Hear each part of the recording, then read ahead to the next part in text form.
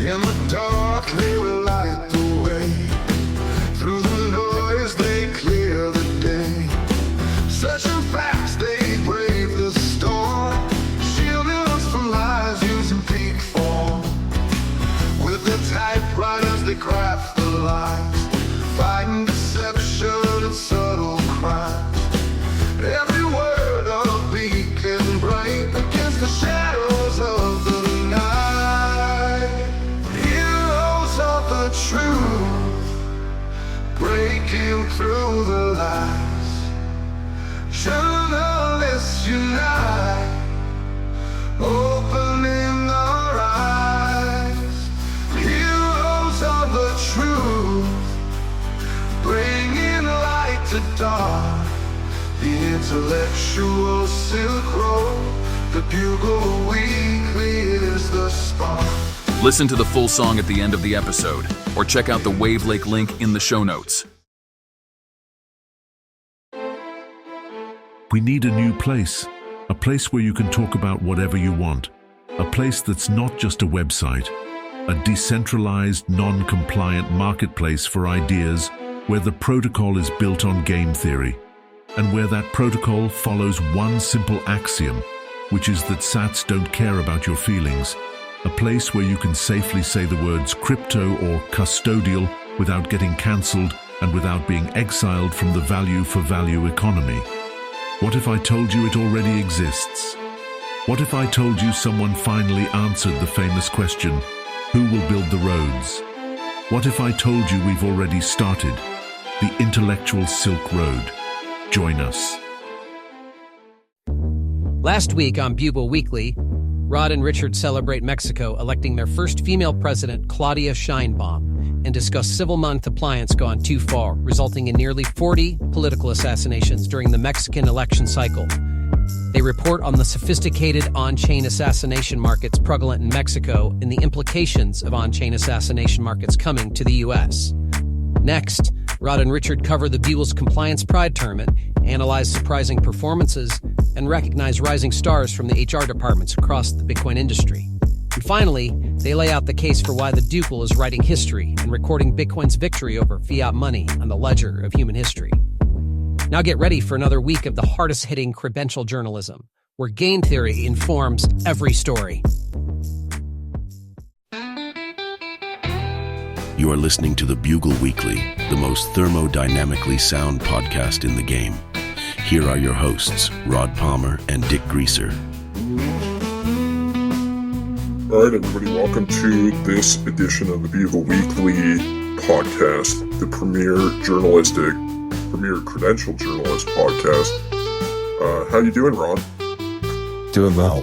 There's no quote that sometimes, it's years and nothing happens, and sometimes it's weeks or days and years happen. That's just how it feels like, from my perspective, being a Bitcoiner this past week. There's so much news, so many Bitcoiners already won. People are finding out much quicker than I anticipated. Yeah, I mean, it's really shocking. This is what Parker Lewis had promised us. This is the suddenly phase, right? That we're in right and that's now. what it feels like. It feels it's hard to keep up with. Yeah, I mean, when the world's intelligence agencies are operating on a Bitcoin standard and all these geopolitical fights are happening over trying to get different countries Bitcoin conquer each other,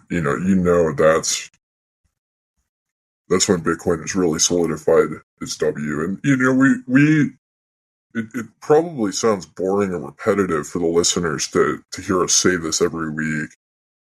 But the reason why we say it over and over again is just we're living in a scenario where the majority of the world hasn't figured it out yet. And when Joe Biden won the last election, it was very important for the media to say over and over again that he won it. Over and over and over and over again. Just to solidify it in the eyes of the American people.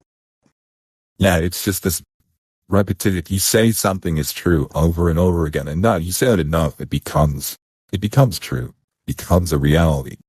If you take speculation and you just repeat it as fact, eventually it becomes fact in everybody's mind. And that's how you win. You create new truth and you create that story and you just tell it and you stick to the story. Yeah, it's definitely something that they teach you in journalistic school. But yeah, like you said, it feels like weeks are happening in days and years are happening in weeks as far as the amount of change that is happening right now, the news stories that are coming. It's kind of overwhelming, and it makes doing a show like this difficult to pack everything in. Because even as we're talking now, I already want to get completely derailed off our agenda that we just wrote. But yeah, I mean, I think one of the pressing issues right now is that America, with Bitcoiners winning so convincingly right now, we're really exposing ourselves for some sort of false flag from the CIA, which is something I'm concerned about. Yeah, if you think about it, like things are just going so well. Like if you look at your timeline on social media the past couple of weeks, what have you seen? You've seen pictures of people making selfies with influencers at conferences. There's never been a better time to go to a Bitcoin conference and take a selfie with your favorite podcaster. And it's like there's one all over in a different part of the world every week. You got Bitcoin Atlantis, Bitcoin in Austin, Texas. You've got it in BTC Prague. You've got all these podcasters at all these conferences. It's the same people. They're going to every single one. They're traveling the world. Bitcoin Hong Kong. And you can take a selfie with them. Everybody looks so happy. Everybody's hair is like freshly. Their tips are frosted. It's dyed. They're wearing their best outfits, the newest outfits. It's like a fashion show. The best Bitcoin t-shirts at these conferences, stuff you've never seen before. And it's like everybody's so happy. And we have such a healthy, vibrant, and to influencer community, and there's so much signal in that, and it's just more evidence that everybody is seeing that Bitcoin has already won. And you got Swan, they sponsoring out with Tucker Carlson, the biggest podcast in the world. They're now outspending Pfizer in terms of ad spend in the mainstream media. You've got different celebrities coming out. Iggy Azalea, fucking Caitlyn Jenner, the Kardashian family is now like getting into crypto and Bitcoin again. And it's everywhere you turn, you see it. It's there. It's all in one. And Pete, it's hitting the culture so fast that people are just, oh my God, I can't believe I doubted it. But, with all of that happening, with the change happening so quickly, there's definitely individuals in government and in intelligence agencies that they're not very happy with it because, like, I know what the CIA is probably thinking right now is if everybody's laundering money using Bitcoin, then they don't really have any sort of advantage. Yeah, exactly. If you look at Cisco company, if you think back to the .com bubble, their value was so high and it was just unbelievable. And it was because they were the company. Everybody thought the internet was going to be built on these routers and these hardware. Then eventually it all moved to software, to web apps, and to social media and these browser-based cloud apps. And all of that value got sucked out. And it was like a whole new playing field for people who knew how to code. If you knew how to code, like you could now become richer than the most valuable company in the world. That's what the government used to have. They used to have this monopoly on money. And then Bitcoin won. Now, free and open source coders can be as rich, plebs can become as rich as presidents and central bankers. And the CIA, they were in charge of like making sure that this dollar system that they controlled was safe to be used and the most effective and valuable tool to be used around the world. And now everybody's caught on to what they were doing. They were just laundering Bitcoin. And they were using the mixers to launder money, and they were using Bitcoin. Now anybody can do that. Now anybody can be their own central bank. They're going to start getting KYC'd by these central banks, and they're going to be outed, and they're not going to have that advantage. And they are going to fight tooth and nail to prevent everybody from finding out that they don't deserve that advantage anymore. Yeah. Well, and I think there's probably, multiple perspectives of either they want to keep Bitcoin kind of like a small fringe thing that makes it easier for them to, funnel what seems like compliant funds. So, when Congress passes a bill sending money to Ukraine and everything looks, appropriate on the surface, Bitcoin gives them that kind of like, it gives them that ability to, send money across the world non-compliantly into politicians' non-KYC stacks. And the politicians are probably feeling insecure right now. Like, I know, like Mike Pompeo, for example, he probably doesn't have 6.15 Bitcoin yet. That's embarrassing. Yeah. And so that's probably, why these agents, part of their disdain, for what's happening right now has to do with the fact that their stacks aren't big enough yet. They need a little bit more time to launder some more money. Part of it too is, we might be taking, some lucrative channels away from them, because if the entire world lives on a Bitcoin standard, they just can't print money to acquire Bitcoin like they are right now. That's a good point. Yeah, you see the interest rates going up, but it's the market, the arbitrage is closing, and the market is getting more and more efficient, and it's really harming the cantillionaire. Yeah. Well, on to our first topic of the show. So you introduced me to this idea called the intellectual Silk Road. Do you want to talk a little bit about what that is? Right. You may have heard of the intellectual Silk Road's forefather. Its inspiration. It's called the intellectual dark web. That was Joe Rogan and Shapiro, Dave Rubin, Jordan Peterson, Dr. Christina Hoff Sommers. There was a few others. I think you probably remember that. Eric Weinstein, the mathematician who was interviewed by Robert Breedlove, and who said that Bitcoin didn't work because of some sort of gauge theory. Really interesting stuff. It was wrong, but he was very, very smart otherwise. It was now this new intellectual Silk Road. And it's anybody who works in the Bitcoin community, in the industry, is embedded in the culture, is sick and tired of being compliant. They want to be non-compliant, but they're worried that if they share their non-compliant ideas, they'll lose out on their value for value community.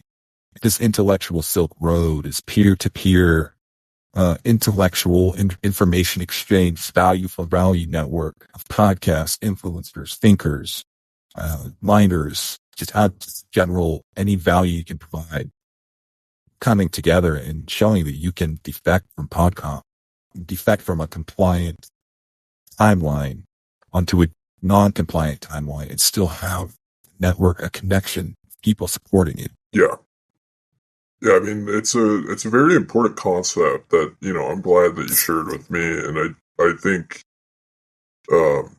it's important to have this intellectual Silk Road to allow for people to, defect and leave PodConf and be able to contribute all their different skill sets to be able to, resist the domination of narratives and, essentially hoisting interests on the plebs that are not really, serving them very well. It's good to know that if you are really good at making memes, or you're really good at making content, or you're really good at being a coder, a free and open source coder, and you make a meme or you code an app or you say something that PodConf doesn't like, and you won't lose followers. You won't lose revenue. Well, Elon Musk did something very important for the intellectual Silk Road this week, which was to make likes private on all our posts. Right. To his credit, he understood you are not going to be able to signal other content creators and other influencers that you agree with their non-compliant opinions and their non-compliant posts if everybody else can see that you liked it. So he made likes private, so you could show the Bugle, for example, that you think our content is funny and valuable, and that you are also non-compliant, and your boss won't find out. Yeah, I mean, he did something great for us, which, well, I mean, it's kind of like a double-edged sword, because there's definitely trade-offs in this scenario. So there's the trade-off of it now being safe to like Bugle posts, because I know a lot of people were afraid to like it because, anytime you really support the real journalists, the non-CIA controlled ones, and the credentialed, integrity-filled ones like us, PodConf was checking who liked tweets, and there could be repercussions, like you said before. Employers, that were part of the PodConf industrial complex definitely, would reprimand, individuals liking unapproved tweets. And now that's not the case, but the other side of it that is really concerning is this has made the cost of launching Sybil attacks against Bitcoiners a lot lower, as now things can be, swayed. So, maybe say for example, Dan Held posts another pleb's tweet and it goes and it gets 1 million likes. How can you verify that 99% of those are not bot accounts? Right. If Dan Held steals a meme and pays $100 for 10,000 likes, people are going to see that meme and it has more likes than the pleb who created it. And they're going to think, wow, well, longest chain, according to Satoshi, that's the most proof of work. That's the most evidence. That's the rightful owner of that meme. Dan Held will get the credit for it.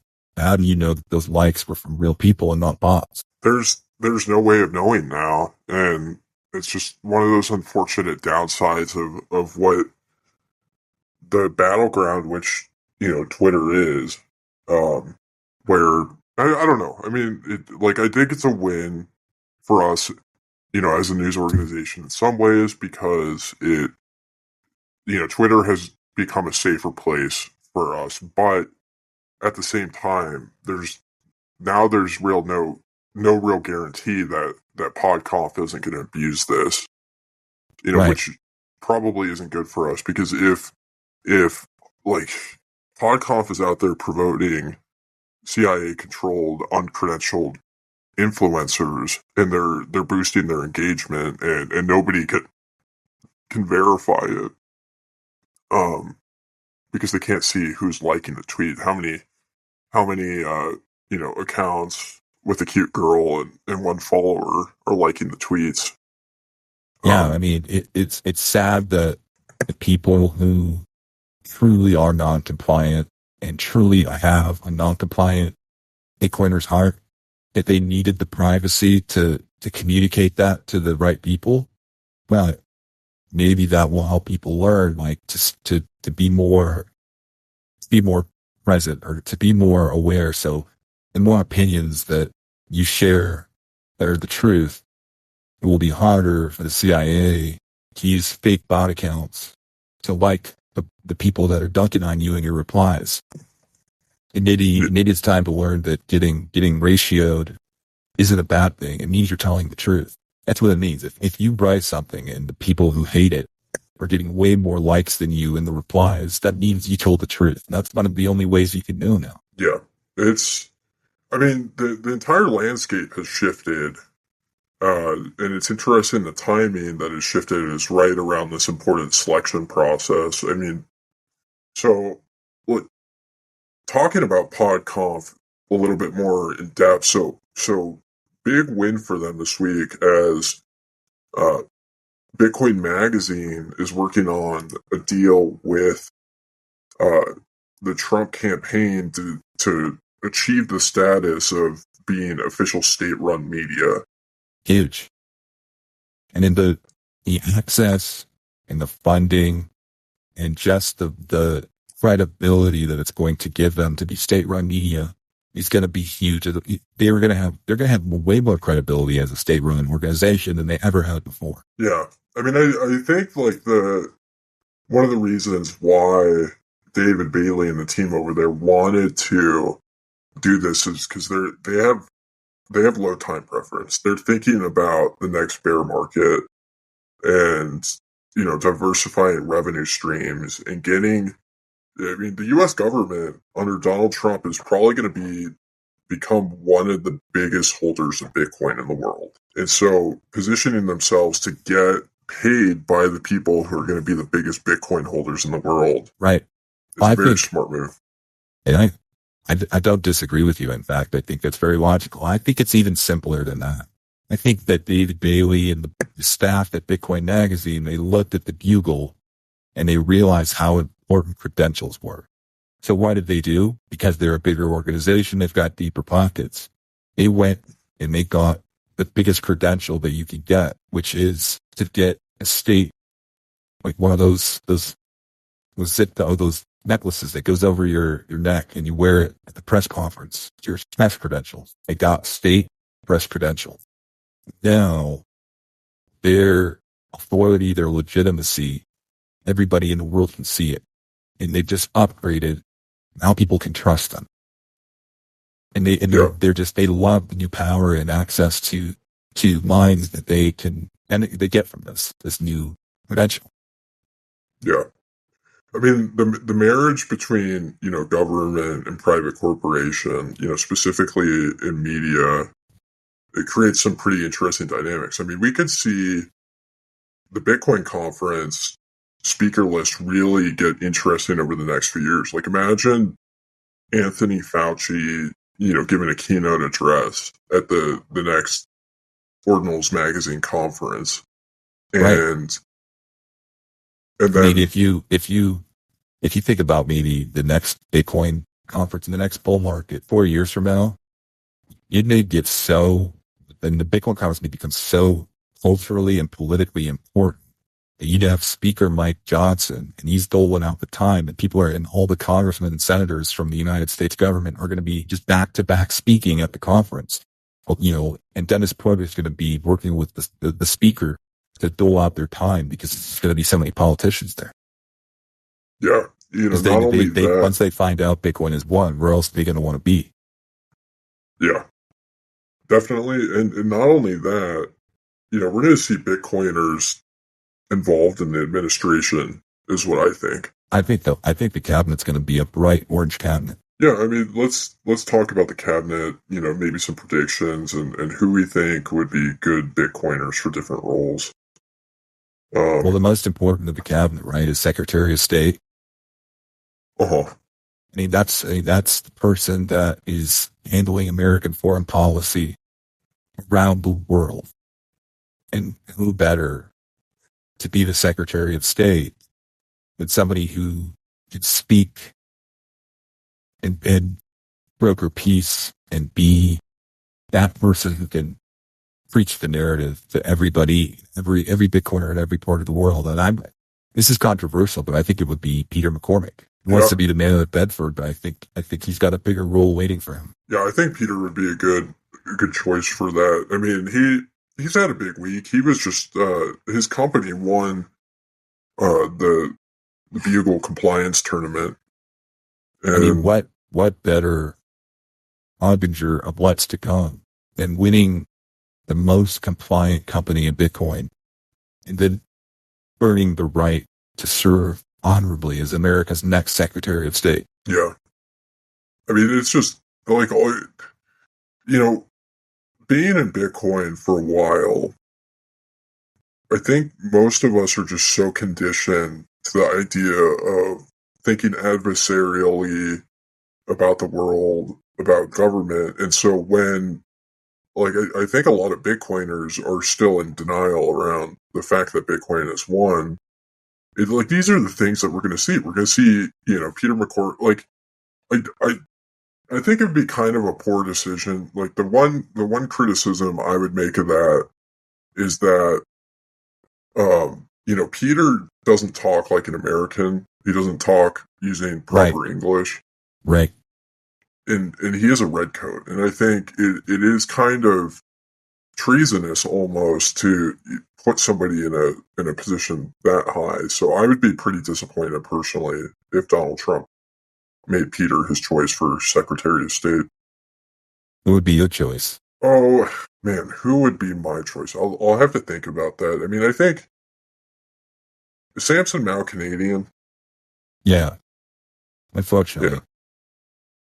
Yeah, I mean, I'd say a Canadian would be better than a British person, though, it's almost as bad Yeah, you had because, to ask, right? If you had to ask, then other people won't know. yeah.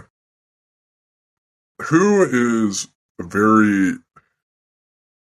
very American Bitcoin? American Auto comes to mind. Wow. Yeah, I think American Hodl would be probably a pretty good choice for that position. I'd confirm that if I was a senator.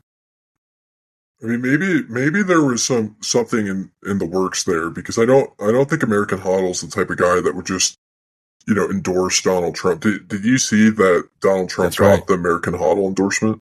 Yeah, I didn't think it was going to come so quickly and so early. I mean that I think kind of calls the election. Like I don't think there's any chance that Joe Biden can compete with an American Hodl endorsement. I'm sure that's causing a lot of internal conversation about how to proceed. Like maybe it's time to pull out. Some people think he's going to pull out of the election, Joe Biden. And, I mean, if he does, I think an American, back channel communication at American Auto has promoted, supported Donald Trump and endorsed him for president.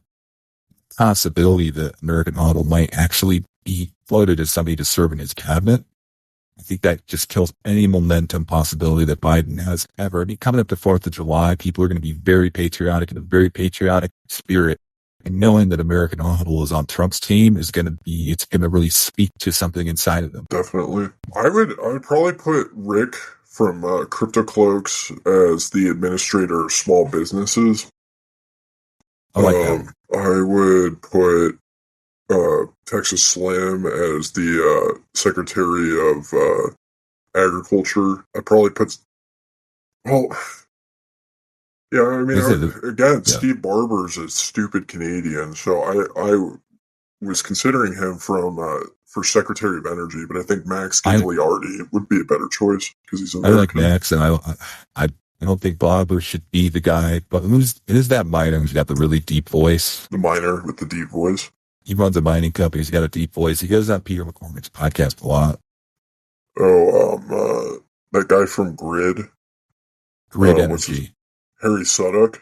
Harry Suddock. I think Harry Suddock would be a good Secretary of Energy. Yeah. Harry Suddock probably would be a good choice.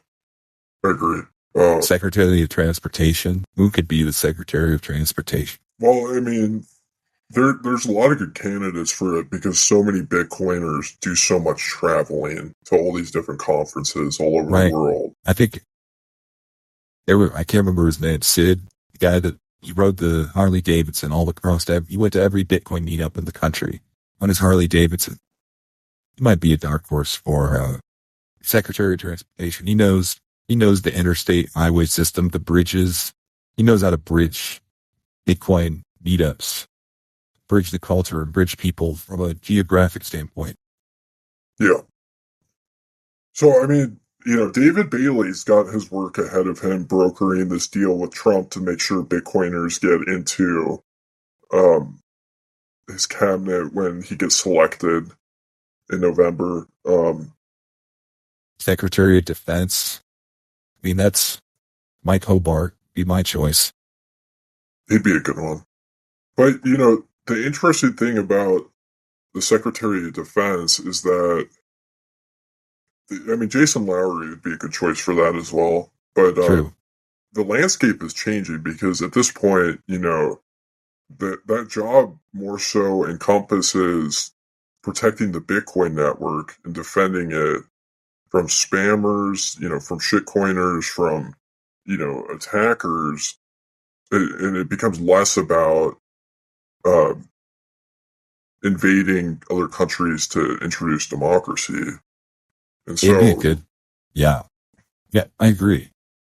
It also made me think that it would be great to have a real good Bitcoiner, homeschooler type of influencer as the Secretary of Education, somebody who could get a universal Bitcoin curriculum in every home through the Orange Pill app, that people could homeschool their kids using that, in a Bitcoin app, something on the Lightning Network. Yeah, I mean that would be interesting. I wonder if the government is going to actually integrate Orange Pill app into any of their services, because there's a lot of good info. Like, Orange Pill app would make taxation really easy, because they already have an elaborate list of a lot of different Bitcoiners that they know already have. Imagine if you could dissociate Michael Saylor's digital ID on chain, your Orange Pill app, and then just send that ordinal to every Bitcoin exchange you wanted to handle all your KYC. Like that, That's his Orange Pill app. That's who he is. He's also a customer on River. He's also a customer on Strike, on Swan, Cash App. Yeah, I mean that's one of the problems with sitting in a government position, is all the information is so segmented all over the place. There isn't a single point to go and reference the KYC data that I know. Maybe they kind of they do calls to all these databases, to pull the segregated information and put it in one place. Right. I mean, that's where they got the idea to call the SegWit or soft fork segregated witness, because that's what was the reason we had 9/11. Because the FBI, the CIA, the NSA, they all had this information about people, about the citizens, about terrorists, about their plans. But the witness is that data. So that witness gives testimony to that person's actions. But we had 9/11 because all these different bureaucracies, their data, their witness was segregated. Now you can combine that onto the blockchain. And now you no longer have this segregation of data. You can connect it with a hash. Super useful. Well, speaking of like the government having all the data on everybody, so something, and this kind of makes me think of the topic of, CIA false flags. The Congress voted to automatically enroll everybody in the Selective Service this week. That was a big announcement. And just one of the things that, you look at to determine that Bitcoin has already won is, what is Bitcoin fixing in our economy and in our society? We used to, if we had to go to war, we had to defend democracy. Everybody who lived in that democracy would have to fill out a card and send it in. The government would say, all right, we've got this guy's information. If we have to have a war, we know who to call. Who's down to defend democracy with us. They've let us know. They've signaled to us they're down to defend democracy. But because of Bitcoin, everybody's wanted to buy Bitcoin. The only people who really buy Bitcoin are the alpha males, the men who can fight war and win. They're already buying Bitcoin. We have their KYC information. We could just use that. We know where they live. They know how much money they have. We know how responsible and alpha male they are.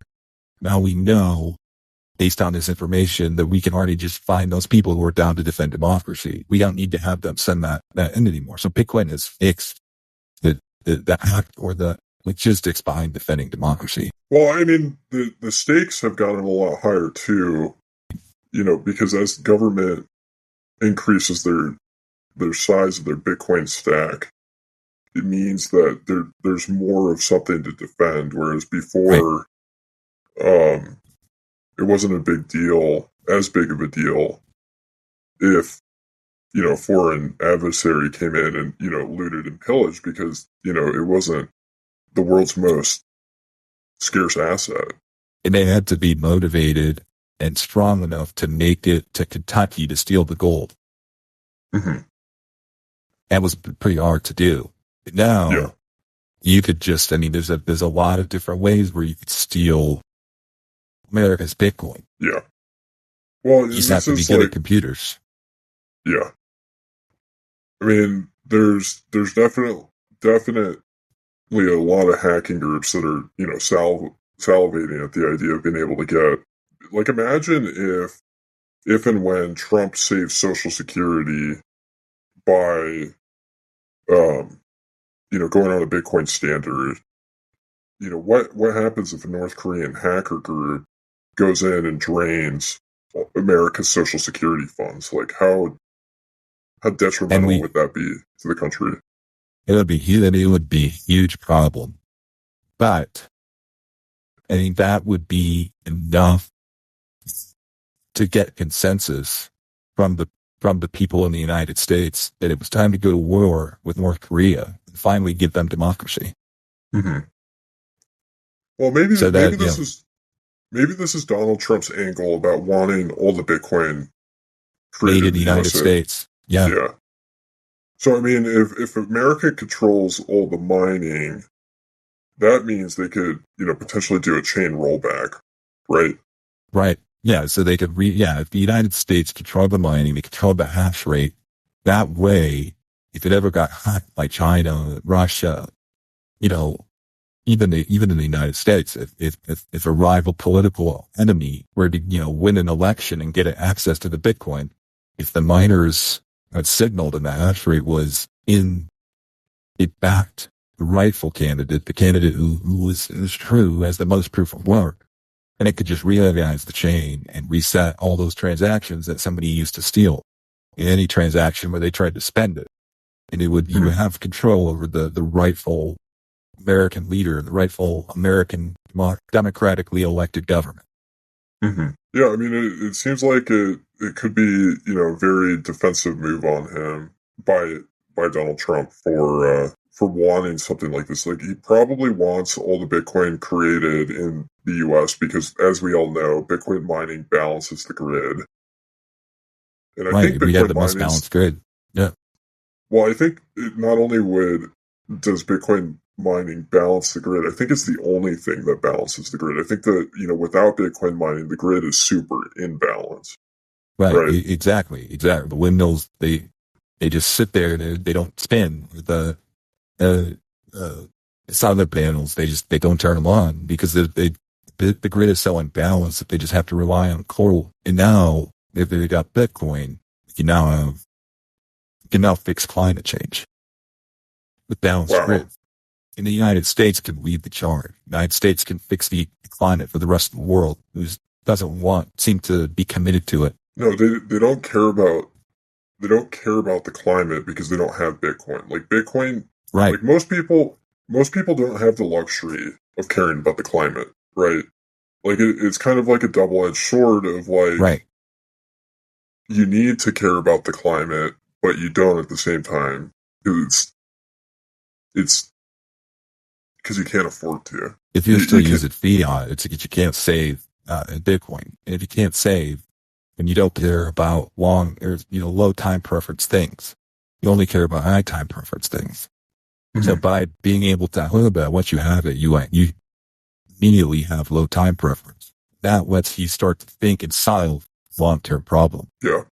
So, I mean, I think Bitcoin mining is it's kind of a strange thing to say given today's political environment, but I think if it wasn't for Dennis Porter's hard work, Bitcoin mining in the U.S. probably would have been banned at some point. Right. Dennis just got lead a bill through the Oklahoma Congress, and the bill encourages miners to come to Oklahoma. That's really all it does. It just says we need the state of Oklahoma encourage miners to come here. But Dennis knows that if you just create a bunch of meaningless, low effort, non-binding official legislative policies and you just pepper the books with these non-binding, meaningless policies, eventually you've civil attacked legal code. And now the judges think, oh, everybody likes this, so I'll just make this legal. Yeah, definitely. Well, it's good to see the military acting proactively to protect the U.S. government's Bitcoin stack. I think that's pretty hopeful. Want to give another shout out. It makes me feel safer. It makes me feel safe at night. Yeah, I definitely feel safer as a result of that. Yeah, I want to give Peter, the credit where credit's due. Like, his company did win the compliance tournament, which is a pretty, massive credential. There's only 2 people in the world that can say that they won a Bugle election. Yeah, Yellow and Peter, both Europeans, coincidentally. Oh man, I didn't even think about that. That's kind of Maybe, interesting, actually. maybe Europe is the community there is a little undervalued. BTC Prime was like a great time. Looks like they're winning over there. Maybe we were wrong, making fun of them too much. Yeah. Well, I mean, we're in a race with Europe because we want North America to have more Bitcoin than Europe at the end of the day because we want to be able to dominate them in the same way we have since World War II. We want to control their policy. We want to station troops in all their countries to protect Right. our Bitcoin. Right. We want to the people voting in this democracy and upholding the Constitution and holding the at times non-compliant government accountable. We are the ones essentially dominating Europe right now, and It's a great perspective. you and me, we're dominating Europe democratically, and that's the thing that's important. When you look at the United States actions in other countries and the way that they meddle and control things, it's being done democratically, and that's the thing that's important to understand is because most of these other countries that are being dominated, they're dictatorships or they're not democratic like the United States is. It's not a constitutional republic, and so therefore we have the moral high ground and imperative to go in and subjugate them for being less advanced than us in order to help them become more advanced. Help them become more civilized. Mm-hmm. Right. It's a civilizing force, a civilizing incentive. And it's great that we even, 80 years after World War II could still provide that.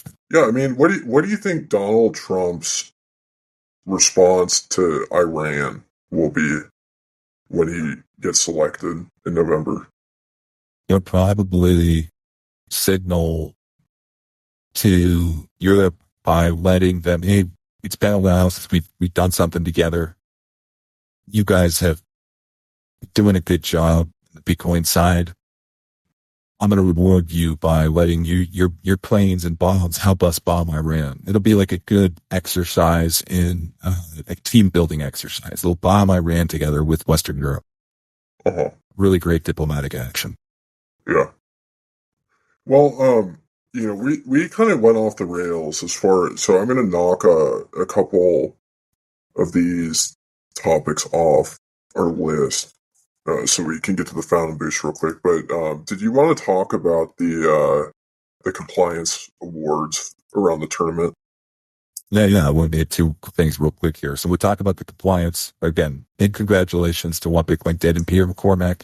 He was very active and very strong advocate for himself, even though he had some very tough competition. We also had the compliance king, and that was Brian Arrington. He did a great job leading the compliance effort to get Fold to the championship, to become the runner-up. And then Becca Emily some people call her the Caitlin Clark of compliance. And she got Anchorwatch to the Elite Eight. It's a young up and coming startup. They don't even have customers yet. And they got all the way to the Elite Eight. It was really awesome. And then, Mr. Congeniality, early round loss for Swan. Really had higher hopes for them as a 1 seed. But, Stephen Lepka, he just absolutely embraced the grind and embraced the process and the opportunity, thick and thin, left it all out on the timeline. So he gets the Mr. Congeniality Award. And then, before we go to the Fountain Boost, I just wanted to circle back to a story that we published a few weeks ago about using BTC Sessions, Lawn Spot as an advertisement for your brand and your company. And only these past few weeks, I have seen more selfies with BTC Sessions at Bitcoin conferences. So it's great to see that these influencers and these companies were able to exploit BTC Sessions and his very, very well recognized little hair, his little hair dye stripe, to really elevate their brand. I want to experiment with this tool even more, and I wonder if we could use it. Like, it's one thing to spotlight your logo on his hair when he's talking at a conference, but like, a lot of these tweets, they go more viral than the conference speeches. So I wonder if it'd be more valuable than sitting and listening to the conference and putting your Right, logo on his exactly. hair. I think nobody's going to watch those speeches. People don't have time to watch a half-hour-long video. They see a selfie on the timeline and they give it a like and a retweet often. So I think people took on an idea and they just streamlined it. They open sourced it. Yeah. Well, I'm looking at this picture, the BTC sessions. There's like a guy who looks about as tall as Big Sean Harris, and then a girl in yoga pants. One of the few women in Bitcoin. And one thing I know about, women in yoga pants is they often go viral on Twitter. And so that having your logo in his hair when they're taking that picture to Right. post it's just way better ROI on the investment for the sponsorship in the first place. Wow. Yeah. I mean, it's like I said, vibrant community, a lot of people really boosting brand awareness. Yeah. Well, let's get through the wow, we didn't even say, so we're recording on Sunday, so it's Father's Day, which is part of the reason why we're trying to rush through this. Or not necessarily rush through it, but we have to stay on a schedule. But yeah, happy Father's Day, everyone. Yeah, what a great year. What a great Father's Day. I hope you guys enjoyed it. I hope you guys were like as balls deep in the Bitcoin community and Twitter as we were on Father's Day. Yeah. I mean, think about like all those Bitcoiner fathers out there raising their kids on Bitcoin, on a Bitcoin standard, and how different that is. And like, I really want to honor, the fathers out there living on a Bitcoin standard, doing a good job showing up for their kids. Being able to bring things like load time preference into the family. It's Raw milk. Raw milk, different tanning, strategies, carnivore diet, giving your kids cigarettes, just all the important stuff that like a lot of the fiat families are not Character building. practicing. Yeah. Well, for the first Fountain boost, Orange Mart boosted us for 21,000 sats. Thank you, Orange Mart, and said, clapping emoji. The Bugle is the Bitcoin standard of journalism with the trophy emoji. And then says, Orange Mart is proud to sponsor it. Here's another 21,000 sats to keep the good vibes going. Treat yourself to something nice. Heart emoji. So, Orange Mart is responding to the ad that we played last week for them on the show, which was, you made it. It was a very high quality ad. Yeah, I mean, anybody can sponsor the show. You sponsor the show through boosting us. And, if we like you and we like what you're about and you're a part of this intellectual Silk Road, we might even, right. run an ad for you on it. Cigarettes make you more creative and they make you more smart. So if I'm smoking a cigarette feeling creative and you're the person who bought that cigarette for me, I'm probably going to make an ad for you. Think of it that way. Yeah. But I think the thing that's important, for the audience to understand is like, we are a community funded show. And so, you have to be a part of the intellectual dark web. And like, I don't know if people have noticed recently, but we kicked PodConf to the side and we're not really, running ads for them anymore. And they're, they sent us an email that sounded full of legalese that, I've currently ignored. They're not very happy about it, but I think it's important to take the stand here. But yeah, we want to support the intellectual Silk Road. And I would say Orange Mart is a part of that. And appreciate you showing up and boosting the show on a weekly basis. Yeah, it shouldn't go unmentioned that being a part of the intellectual Silk Road is what gives you the ability, the confidence, and the safety to basically break your contract with Podcom and start, talking about stuff you care about. 100%. The next one is from, my phone crashed. Here we go. User 833-06501. They didn't say anything. They just boosted 20,000 sats. So user with a bunch of numbers. Thank you. Appreciate that. You coming I guess back? we could try and describe to the audience the profile picture. I'm having trouble seeing it. It's really small on my typewriter. Let me zoom in. I think it's a hot woman emo with chick. a hot emo chick. So we have a booster that might be a woman, a cute woman. So that's interesting. That's been a trend I've been seeing recently. Putting out some really high signal content. Yeah. Well, thank you, user 833-06501. The next boost is from Fundamentals for 10,101 sats. And he says, very high quality episode. I suspect a no KYC benefactor has hired you some extra producers and journalists. Sus. Keep it up.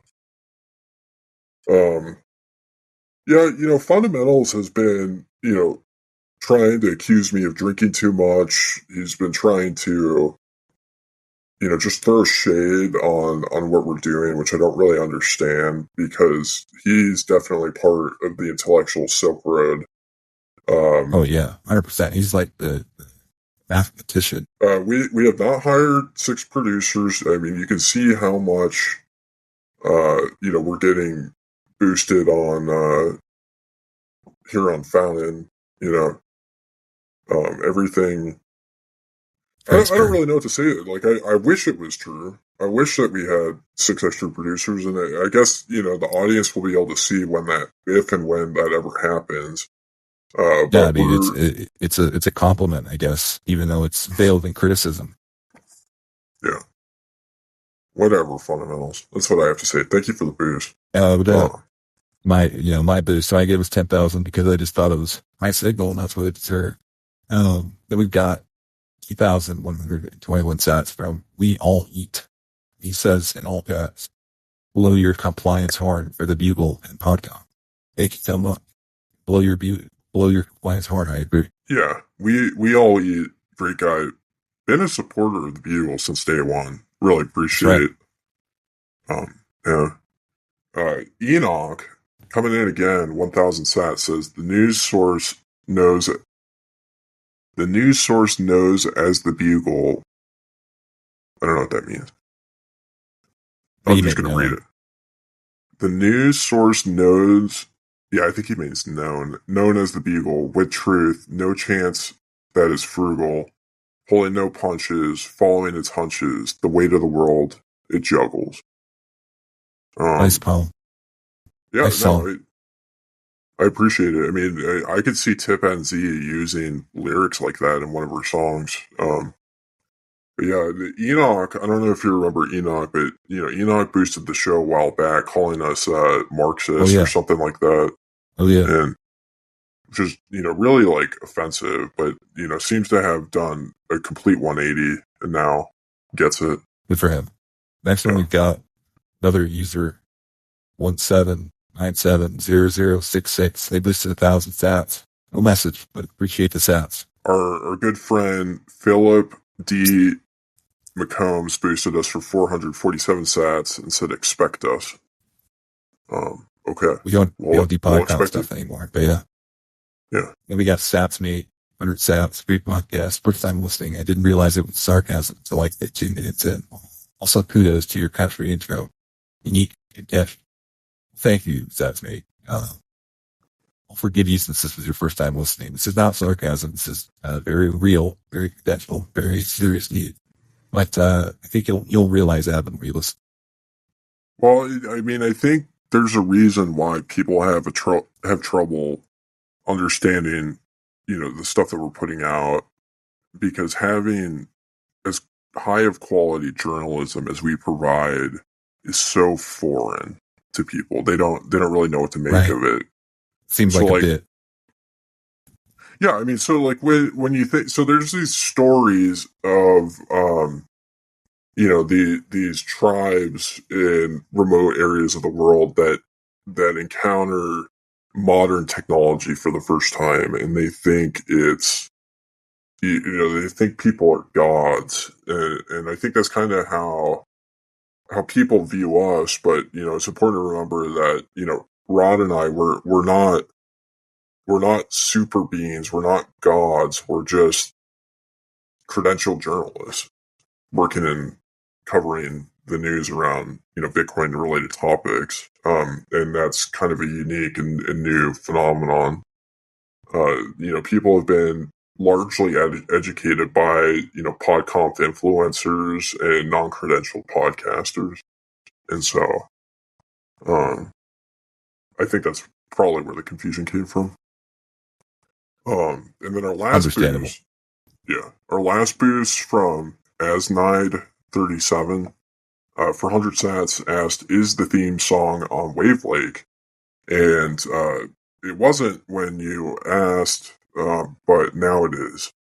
And I made sure to respond with the Wavlake link if anybody wants to listen to the Bugle Weekly themes. I'll be updating them weekly on Wavlake. So you can go there and check them out. But yeah, that wraps up the boost. Thank you, everybody. Thank you. You keep coming. Good show. I mean, it's just, it's been a busy news week. I'm feeling a little bit overwhelmed. I feel like we could, go for like another 6 hours, but, it's Father's Day. We have stuff to do. Do you have any closing thoughts for today, Rod? I would just say be with the psyops and the civil attacks. War making you think there's more influencers and opinions than there really is at its peak right now. Yeah. I've got two thoughts. So I know RFK Jr. is feeling a little bit let down by David Bailey and the crew at Ordinals Magazine jumping on the Trump train.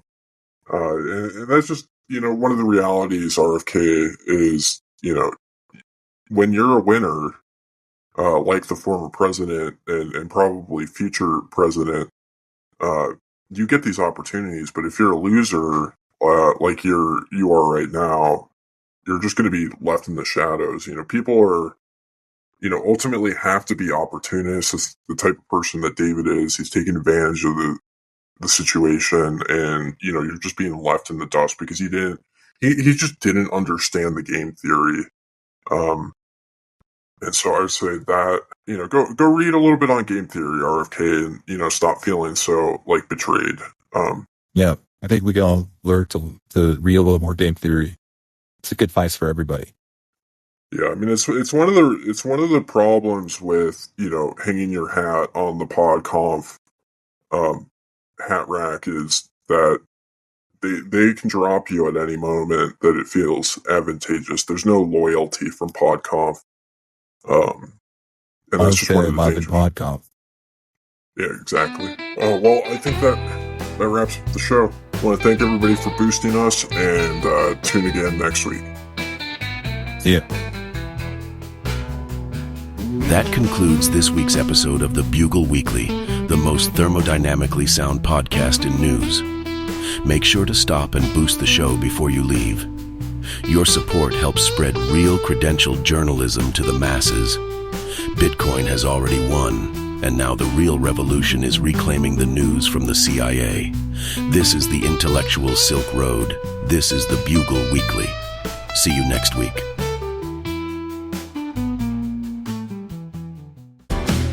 In the dark, they will light the way. Through the noise, they clear the day. Searching fast, they brave the storm.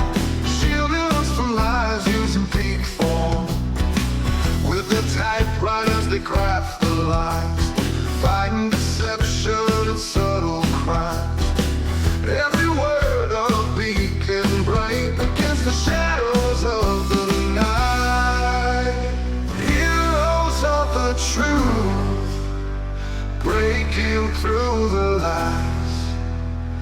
Journalists unite, opening our eyes. Heroes of the truth, bringing light to dark.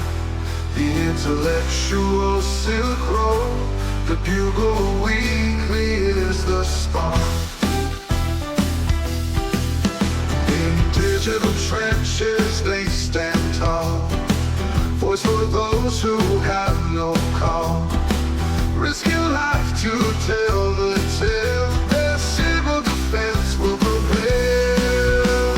Stand up for the press, true faith to confess. With every click and cry, they bring our freedom back. Heroes of the truth, breaking through the lies. Journalists unite, opening our eyes. Heroes of the truth, bringing light to dark. The intellectual Silk Road, the Bugle Weekly is the spark.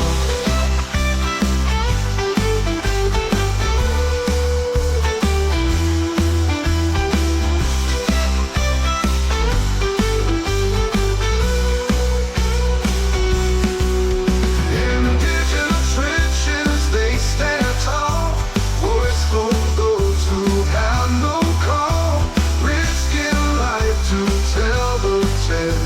Their civil defense will prevail.